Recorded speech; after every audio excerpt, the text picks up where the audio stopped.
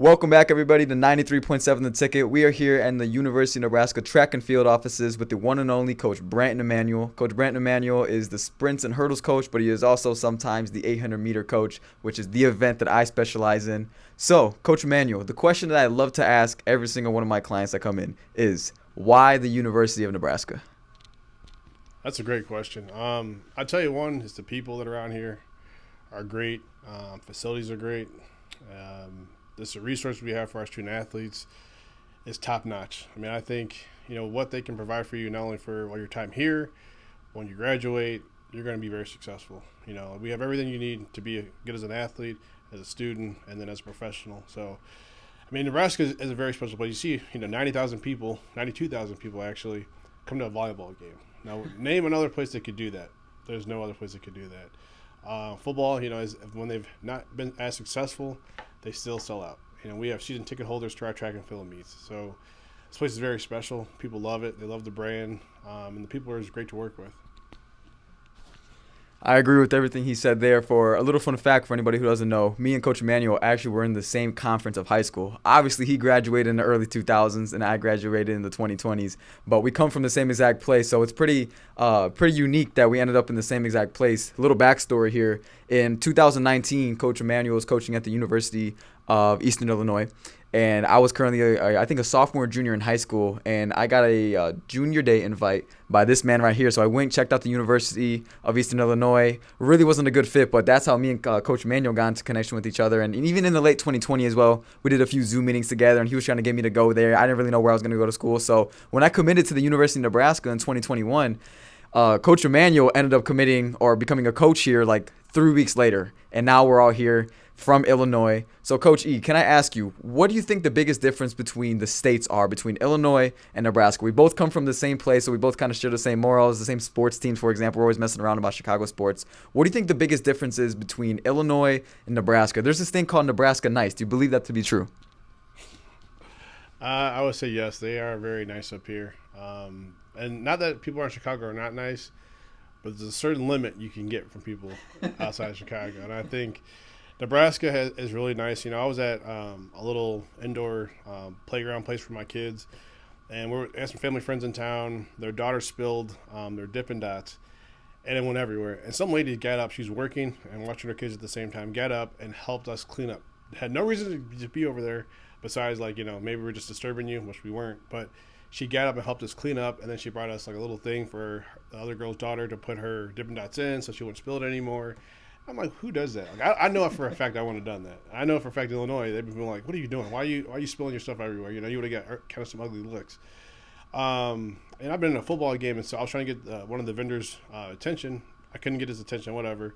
The person next to me got up and went and bought me a water. Like, who does that? And it wasn't because I was a coach. They didn't know who I was. I was just a regular guy watching the football game. But there people are really nice here. And I think Illinois has a good Midwest feel, and people are really nice, but to a certain extent. Where Nebraska is like, there's no certain extent. They just continue to be nice for just who they are. So it's very special. I mean, I've never seen anything like it. It kind of weirds you out at first. You're like, why are you that nice? Like, why are you that nice? I don't understand. But it is a really special place. I agree with that, man. I don't have an exact experience to go off of that, but as a student athlete here, I remember when you and your family were moving out, and we brung, I think, almost the entire track team to help move, and I just thought that was so cool. It felt like such a close-knit family because I feel, my first year here when things were a little weird, we didn't really have that type of connection versus now I feel like we're such a close team, and that all starts with you, man, being our sprints coach and being here at the university. So I like to take this interview for a bit of a turn. Something I like to also ask all of my interviewees is, what is your biggest day-to-day struggle being a coach? So in the past two previous interviews, I asked them what was their biggest struggle as an athlete in their day-to-day, but I would really like to see from a coach's perspective, what is your biggest struggle for your day-to-day? I would say I think every day I battle myself, like the family time to coaching time, to making sure that I do what I have to do here for you guys, and then also get home and do what I have to do at home for my kids. So I think as I've developed as a coach, I gotten older. I started a family. We have 3 kids now. I always battle, like, am I doing enough here to be successful? Am I doing enough at home to be successful? And I think, if you, like for myself, I tell you a little backstory about myself. I kind of grew up in more of a single-family home. My mom was like the boss of everything. And I do have a stepdad and stuff like that, but my mom ran the show. And so for me, it's really important to be a good father figure for my kids. And so I always kind of battle that, making sure I put enough in here, but also put enough in at home as well. And so I think just the way we live, we start our practice, officially today is our first day, and we don't end until probably next June, next July for some of us. And so think about it, that's a lot of time that I spend, with other people's kids than I do my own kids. So I do battle that. The other part is just making sure that I'm putting you guys in the right places at the right time to be the best you can be. I think that's something that I care about the most because I want you guys to be successful. And so even when I leave here, I take this home with me. I'm trying to be better about that. But you're so competitive, you want to be successful, not only for yourself, but also for your student athletes, that your brain never stops. My brain never stops. There's times I'll wake up in the middle of the night thinking about how I can get Niko in the fast heat, the 800, the Texas relays, stuff like that, But it's just like that's just the nature of the game. But if you care about it, it's always going to be in your mind. And so I think I just battle leaving some of this here and not bringing it home as much, Yeah.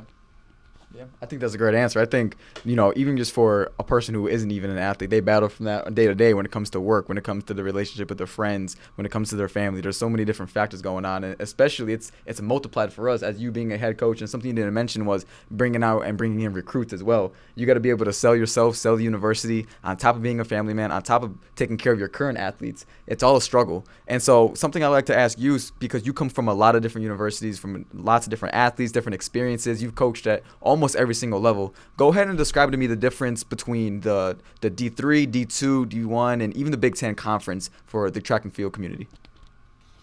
I really can't speak too much on the D3. I know some guys that work there, but D2 is definitely more developmental.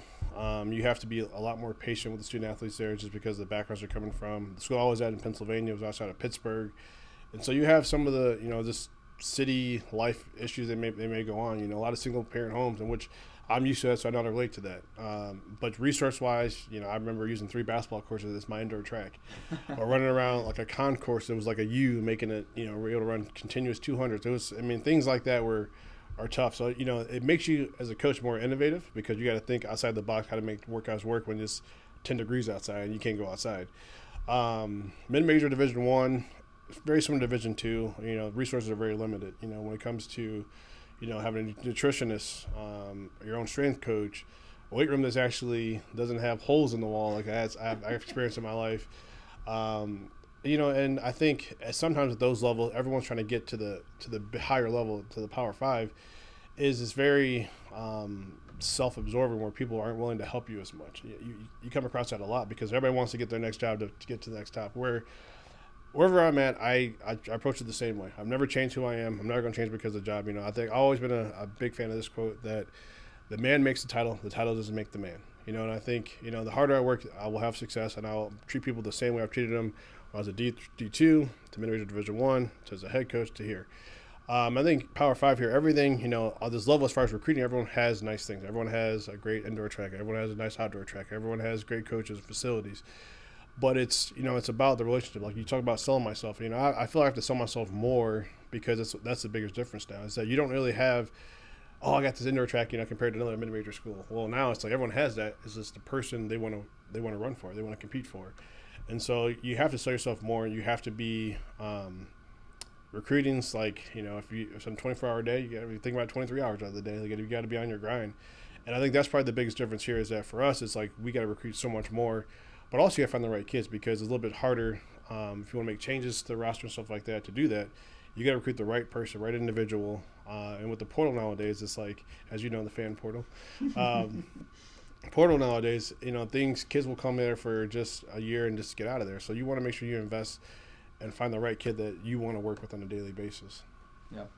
Yeah, I agree with everything you just said, man. Being with different athletes from different places is really hard how to adjust. And like you just said before, every single university in the Power 5 has a nice indoor track, has nice facilities, goes to the big meets, but it's about who they want to run for and who they want to, build a relationship and be personal with. So to go ahead and close out this podcast, go ahead and let the viewers know, or even any incoming athletes, what kind of coach are you now, and where do you see the university heading within the next few years?